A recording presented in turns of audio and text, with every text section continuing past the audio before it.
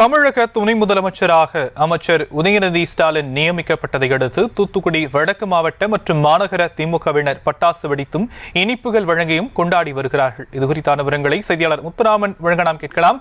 முத்துராமன், திமுக தொண்டர்கள் அங்கு கொண்டாட்டங்கள் ஈடுபட்டிருக்கக்கூடிய காட்சிகளை பார்த்து கொண்டிருக்கிறோம். இந்த காட்சிகள் தொடர்பான கூடுதல் விவரம். வணக்கம். தமிழக துணை முதல்வராக உதயநிதி ஸ்டாலின் பதவியேற்பதை தொடர்ந்து தூத்துக்குடி வடக்கு மாவட்டம் மற்றும் மாநகர திமுக சார்பாக மாநகர செயலாளர் ஆனந்தசேகரன் தலைமையில் பட்டாசு வெடித்து இனிப்பு வழங்கி உற்சாகமாக கொண்டாடி வருகின்றனர்.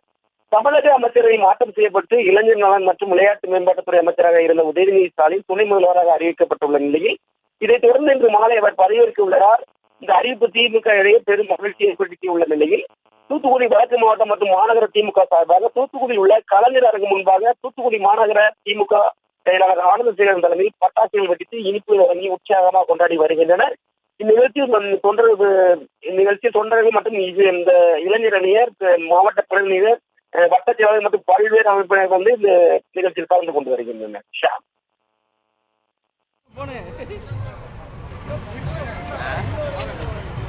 தற்போதைய விவரங்களுக்கு நன்றி முத்துராமன்.